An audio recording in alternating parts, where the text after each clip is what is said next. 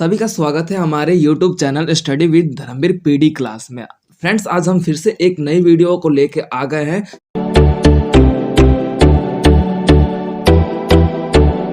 First year का code है BPSC 132, जिसके अंतर्गत मोस्ट 25 क्वेश्चंस मैंने लिखाने के लिए बोला था कि जो आपके मोस्ट इंपोर्टेंट 25 क्वेश्चंस है जो कि एग्जाम के लिए वैल्यूएबल है। तो उसका जो फर्स्ट पार्ट का वीडियो है जिसमें हमने 1 से लेके 13 क्वेश्चंस कवर किए हैं फर्स्ट पार्ट में, वो आपको डिस्क्रिप्शन में मेंशन कर दिया गया लिंक, आप वहां से जाके डायरेक्ट विजिट कर सकते हैं कि वो कौन कौन से 13 क्वेश्चंस है। अब इसके बाद हम बात कर लेते हैं 14 से लेके इस वीडियो में आपका 25 टोटल क्वेश्चंस कवर हो जाएंगे, जो कि आप इन्हीं सब की प्रिपरेशन करके 85 तक मार्क्स ले सकते हैं अगर बेस्ट इनकी प्रिपरेशन आप लोगों ने कर ली है तो। ओके स्टूडेंट्स, आते हैं अपने वीडियो को स्टार्ट करते हैं।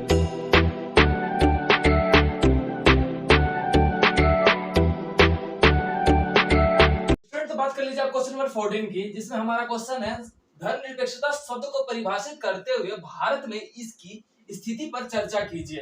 तो स्टूडेंट, पहली बात तो यह है कि धर्मनिरपेक्षता शब्द का मतलब क्या है। इट मींस आपको यह देखते हैं कि धर्मनिरपेक्षता यह व्यवस्था होती है जिसके अंतर्गत किसी भी धर्म को एक पर्टिकुलर प्रायोरिटी ना देकर सभी धर्मों को एक समान दृष्टि के रूप में देखा जाता है, वो आपका धर्मनिरपेक्षता शब्द के अंतर्गत आता है। जो कि भारत एक धर्मनिरपेक्ष देश है, जिसके अंतर्गत भारत में अलग अलग जाति, अलग अलग धर्म, अलग अलग वर्ग विभाजन होने के बावजूद भी धर्मनिरपेक्ष देश के नाम से भारत हमारा जाना जाता है, जिसके अंतर्गत हम एक धर्म को, एक जातिवाद को हम बोल सकते हैं कि आगे ना बढ़ाकर सभी धर्मों को एक समान दृष्टि के रूप में लेके आगे बढ़ते, उनको ही ध्यान में रखते हुए नीतियों का निर्माण करते हैं, कानून व्यवस्था का निर्माण करते हैं, वो आपकी धर्मनिरपेक्षता भारत के अंतर्गत देखी जाती है। अब बात कर लेते हैं, जो कि ये आपका मोस्ट इंपोर्टेंट क्वेश्चन, इसे कर लीजिएगा बहुत अच्छे से। अब बात कर लेते हैं मौलिक कर्तव्य तथा उन मौलिक अधिकारों के बीच अंतर। ये भी स्टूडेंट बहुत ही मोस्ट इंपोर्टेंट क्वेश्चन है, इन दोनों क्वेश्चन को अच्छे से डिफाइन कर लीजिएगा। मौलिक कर्तव्य तथा मौलिक अधिकारों के बीच अंतर, इट मींस की यानी कि मौलिक कर्तव्य क्या होते हैं, मौलिक अधिकार क्या होते हैं। यानी कि एक बोल सकते हैं मौलिक फ्रीडम्स, जैसे ये बोल सकते हैं फंडामेंटल राइट्स जिसे बोलते हैं, एंड जो आपका है मौलिक कर्तव्य यानी कि फंडामेंटल रिस्पॉन्सिबिलिटी क्या है, उसके अंदर बताना है। तो पहली बात तो यह है कि मौलिक अधिकार, जिसमें अंतर्गत हम ये देखते हैं कि भारत में संविधान के अंतर्गत अनुच्छेद 14 से लेकर अनुच्छेद 32 के आसपास मौलिक अधिकार दिए गए हैं, जिसे फंडामेंटल राइट्स दिए गए हैं, जिसके अंतर्गत मानव अपने जीवन में उन अधिकारों का प्रयोग कर अपने जीवन को सरल तथा आसान पूर्वक से अपना विकास करने में सक्षम होता है। वो आपके मौलिक, जैसे कि आपका स्वतंत्रता का अधिकार, आपका समानता का अधिकार, जैसे आपका शिक्षा का अधिकार, शैक्षणिक नैतिकता के अधिकार, इस तरीके से जितने भी अधिकार दिए गए हैं वो सारे आपके आ जाते हैं। अब मौलिक कर्तव्य यानी कि फंडामेंटल आपके बोल सकते रिस्पॉन्सिबिलिटी, जैसे कि हमारे राष्ट्रीय ध्वज का सम्मान करना, हमारे राष्ट्रीय गान का सम्मान करना। अगर राष्ट्रीय गान हो रहा है तो उस समय हमें मतलब बिल्कुल स्ट्रेट खड़े हो जाना चाहिए। आपका देखा जाए तो उस सिचुएशन में हमारा क्या है कि हमारे जो फ्लैग है उनका रिस्पेक्ट करना, या फिर बोल सकते हो एक दूसरे व्यक्ति के सामने आप बोल सकते हैं कि उनकी रिस्पेक्ट करना, तो वो आपके मौलिक कर्तव्य है। भारत को स्वच्छ रखना, भारत को गंदगी से मुक्त करना, ये आपके बोल सकते हो मौलिक कर्तव्य है। तो इनके बारे में आपको बताना है। तो अब बात कर लेते हैं संसदीय प्रणाली से आपका क्या तात्पर्य है, व्याख्या कीजिए। संसदीय प्रणाली एक वह प्रणाली होती है जिसके अंतर्गत हम ये देखते हैं कि जो सरकार का ये मुखिया के रूप में माना जाता है, या फिर बोल सकते हो सरकार इसके द्वारा नियंत्रित किया जाता है, इन्हीं के द्वारा सरकारों को चलाने का कार्य किया जाता है, जिसके रूप में हम दो रूप में देख सकते हैं कि आपका संसदीय प्रणाली में दो मुख्य रूप होते हैं, आपका प्रधानमंत्री और राष्ट्रपति, जिसके अंतर्गत राष्ट्रपति की बात कर लीजिए तो आपके विधायिका और आपके कार्यपालिका आ जाती है, और प्रधानमंत्री की बात कर लीजिए तो एक मुख्य मात्र आपकी जो शक्ति होती है वो आप प्रधानमंत्री के सामने, या प्रधानमंत्री को ही मुख्य शक्ति के रूप में जाना जाता है। तो ये आपके 16 क्वेश्चन के आंसर है। अब बात कर लेते हैं 17 क्वेश्चन की। भारत में न्यायालय या न्यायपालिका के स्वरूप की व्याख्या कीजिए। भारत में न्यायालय की बात कर लीजिए, कार्यपालिका जो कार्य करवाता है, अगर पूर्ण रूप से उस कार्य पर न्यायिक व्यवस्था या फिर वो प्रशासन या फिर कानून के अनुसार ना चल रहा हो, तो उस स्थिति में न्यायालय का रोल देखा जाता है, जो आपकी न्यायपालिका का स्वरूप देखने को मिलता है। न्यायपालिका वो उस व्यवस्था में आपका न्याय करता है जिसके अंतर्गत भारत का कोई भी नागरिक अगर उस पर अत्याचार हो रहा है, किसी पर आप प्रताड़ना हो रहा है या फिर बोल सकते हैं उनके अधिकारों का हनन हो रहा है, तो न्यायालय की स्थिति देखी जाती है और न्यायपालिका उसका कहीं ना कहीं महत्वपूर्ण अंग माना जाता है, या फिर न्यायपालिका के अंतर्गत ही न्यायालय का जो व्यवस्था देखने को मिलता है। अब बात कर लेते हैं स्टूडेंट क्वेश्चन नंबर 18 की, मजदूर आंदोलन क्या था तथा क्यों किया गया था, वर्णन कीजिए। पहली बात तो यह कि मजदूर आंदोलन यानी कि बोल सकते हो कि जो हमारे मजदूर थे, जो निम्न वर्ग के लोग थे, जो मजदूरी करते थे, अपना मजदूरी करके गुजारा करते थे, तो उन पर अत्याचार बहुत ज्यादा हुआ करते थे, उन पर प्रताड़ना बहुत ज्यादा हुआ करता था। जो उच्च वर्ग के लोग थे, वो उनके अधिकारों का हनन किया करते थे और उनके द्वारा ही मतलब कम पैसे में कम मतलब पैसे देकर या वेतन देकर अपना पूर्ण रूप से मेहनताना यानी कि उनको मेहनताना यानी कि उनकी मेहनत के पैसे भी उन्हें नहीं दिया जाता था। तो मजदूरों ने आंदोलन किए थे ताकि अपने अधिकार, अपने मेहनताना के पैसे का वो कहीं ना कहीं वो अपना प्राप्त कर सके। तो उस स्थिति में मजदूर आंदोलन मजदूरों की स्वतंत्रता तथा मजदूरों के अधिकार का हनन ना करने की व्यवस्था के लिए ये आंदोलन किया गया था मजदूरों के द्वारा। तो उसके बारे में हम चर्चा करेंगे पर्टिकुलर क्वेश्चन नंबर 18 में। अब क्वेश्चन नंबर 19 की बात कर रहे थे, संविधान संशोधन हेतु संसद की शक्तियों पर चर्चा कीजिए। यानी कि संविधान में जो संशोधन होते हैं, तो देखा जाए तो संसद आपके दो रूप में देखा जाता है, कार्यपालिका और न्यायपालिका। अगर विधायिका और आपके कार्यपालिका। तो उस स्थिति में विधायिका आपका विधानमंडल को दर्शाता है, जिसके अंदर विधानमंडल की बात की जाए तो आपका लोकसभा और राज्यसभा आ जाता है। तो उनके द्वारा ही आपके संविधान के किसी भी अनुच्छेद में संविधान में संशोधन किए जाते हैं कि और उनके शक्तियों के बारे में बात की जाए तो उनके द्वारा ही आपके संशोधनीय व्यवस्था को प्रदर्शित किया जाता है। तो ये आप क्वेश्चन नंबर 19 में देखेंगे। अब क्वेश्चन नंबर 20 की बात कर लेते हैं, सर्वोच्च न्यायालय के न्यायाधीश को हटाने की क्या प्रक्रिया है। तो इसमें यह देखा जाता है जो सर्वोच्च न्यायालय के न्यायाधीश होते हैं उसको हटाने का पूर्ण रूप से ये देखने को मिलता है कि ये आपके जो दोनों सदन के बोल सकते हैं कि अध्यक्ष हैं, वो उनके द्वारा जो आपका देखा जाता है राष्ट्रपति ही इनको हटा सकता है। मात्र राष्ट्रपति के पास ही ये अधिकार होता है कि वो न्यायाधीश को हटा सकता है। सदन के दोनों सदन में जो प्रस्तावना पारित होता है, उस प्रस्तावना के पारित होने के बाद आपका राष्ट्रपति के पास ही शक्ति होता है ताकि वो न्यायाधीश को हटा सकता है। वो आप पर्टिकुलर क्वेश्चन नंबर 20 के ये आंसर में लिखेंगे।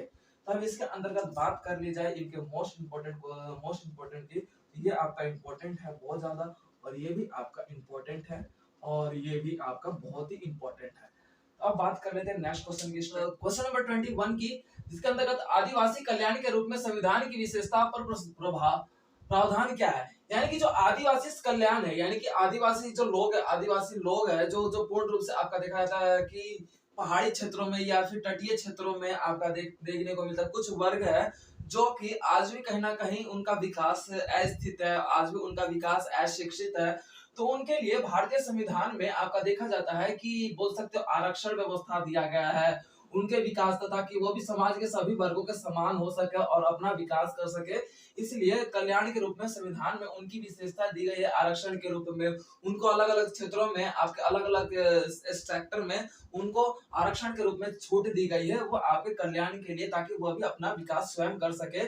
इस व्यवस्था को ध्यान में रखते हुए भारतीय संविधान में आरक्षण की व्यवस्था लागू की गई है ताकि वह भी अलग अलग समुदाय का अपना विकास कर सके और उनका समुदाय भी पूर्ण रूप से आगे बढ़ सके। अब बात कर लेते हैं क्वेश्चन नंबर 22 की, जेंडर तथा लिंग में क्या अंतर है, स्पष्ट कीजिए।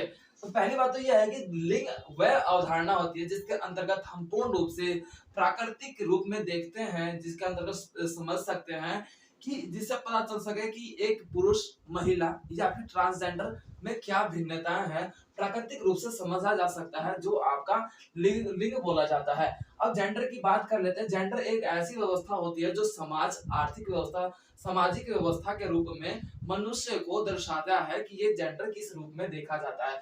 पर्टिकुलर हम देखा जाए तो जेंडर लिंग को हम सेक्स के रूप में भी देखते हैं, जिसके अंतर्गत आपका ये पुरुष या फिर महिलाओं के बीच व्यवस्था देखी जाती है। ठीक है फ्रेंड्स, तो ये आपका था। अब क्वेश्चन नंबर 23 की बात कर लेते हैं, गांधीवाद अवधारणा क्या है, इसके मुख्य सिद्धांतों का वर्णन कीजिए।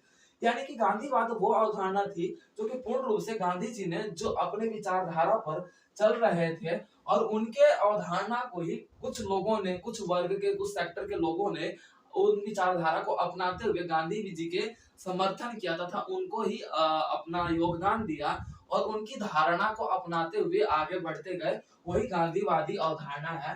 अब गांधीवादी मूल अवधारणा की बात की जाए तो उनके द्वारा असहयोग आंदोलन चलाए गए थे, सहयोग और नमक का चंपारण, इस तरीके से जितने अवधारणा चलाए गए थे, तो वही आंदोलन को जो समर्थन करने वाले लोग हैं वही इनके मूल सिद्धांत के रूप में जाने जाते हैं। अब बात कर लेते हैं क्वेश्चन नंबर 20 की, भारत में ट्रांसजेंडर समुदाय की स्थिति पर लेख लिखिए।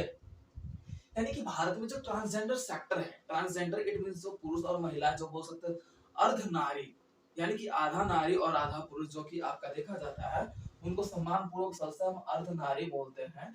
तो उस स्थिति में आपका देखने को मिलता है कि उनके समुदाय की स्थिति बात की जाए तो उनका आज भी भारत में कहीं ना कहीं रिस्पेक्टेबल भावना से लोगों के द्वारा एक नजरिया होता है, उन्हें सम्मान नहीं दिया जाता, आज भी अशिक्षित है, आज भी उनका विकास या फिर आज भी उनका डेवलप नहीं हो पाया है, चिकित्सा के क्षेत्र में उनका कोई अस्तित्व नहीं है, शिक्षा के क्षेत्र में आज उनका अस्तित्व नहीं है।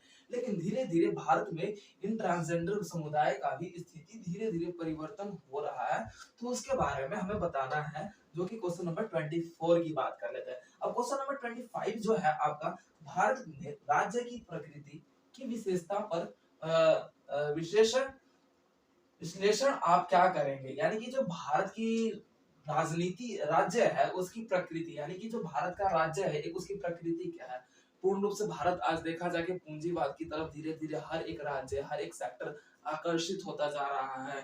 हर एक क्षेत्र, हर आपका एक राज्य आपका पूंजीवाद का आधिपत्य के रूप में सत्यापित होता जा रहा है। हर एक राज्य में सरकारी नौकरियां विलुप्त होती जा रही है, प्राइवेट सेक्टर का आविष्कार होता जा रहा है, तो वो आपके राज्य का विश्लेषण के रूप में देखा जाता है, जो कि हम देखेंगे कि हर एक राज्य अपना विकास करने के लिए पूंजीवाद का सहारा लेते हुए अपना विकास करने में आगे बढ़ रहा है। तो ये था आपके क्वेश्चंस जो कि आपके देखा स्टूडेंट की सेकंड पार्ट में हमने 14 से लेके 25 क्वेश्चन तक कवर किया, और इसके फर्स्ट पार्ट की बात कर ली जाए जो आपके मोस्ट इंपोर्टेंट क्वेश्चन है चुके 1 से लेके 13 का, तो वो आपके फर्स्ट पार्ट में डिस्क्रिप्शन में लिंक मेंशन कर दिया गया, आप वहां से डायरेक्ट जाके उन सारे क्वेश्चन को एनालिसिस कर सकते हैं, देख सकते हैं।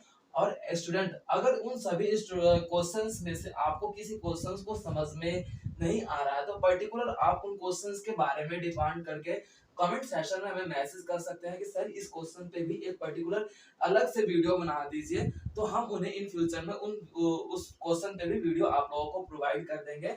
और आई होप कि आप इन सभी क्वेश्चंस को अच्छे तरीके से कर लीजिएगा, क्यों, क्योंकि इन्हीं क्वेश्चंस में से ही आपका एग्जाम क्रिएट होगा। अगर इन क्वेश्चंस को आप बेहतर तरीके से कर लेते हैं तो उस सिचुएशन में आपका 80 प्लस मार्क्स लेने से कोई नहीं रोक सकता। अगर इन क्वेश्चंस को आप अच्छी तरीके से कर लेंगे तो 80 प्लस इट मींस कि 80 से नीचे आ ही नहीं सकता। तो वो आपको देखने को मिलेगा कि ये क्वेश्चन आप बढ़िया से प्रिपरेशन कर लीजिए। आपके एग्जाम के लिए ये 25 क्वेश्चन थे, बहुत ही मोस्ट इंपोर्टेंट क्वेश्चन के रूप में थे, ताकि आप लोग अच्छे से प्रिपेयर कर लीजिए। और आप लोग इस पे कोई भी आपको डाउट हो, कोई भी क्वेश्चन आपको ना समझ में आए तो आप कमेंट सेक्शन में उस क्वेश्चंस के अलग से वीडियो बनाने के लिए भी बात कर सकते हैं। ओके फ्रेंड्स, तो मिलते हैं अपने नेक्स्ट वीडियो में इंपॉर्टेंट क्वेश्चन के साथ। Thank you so much for watching this video.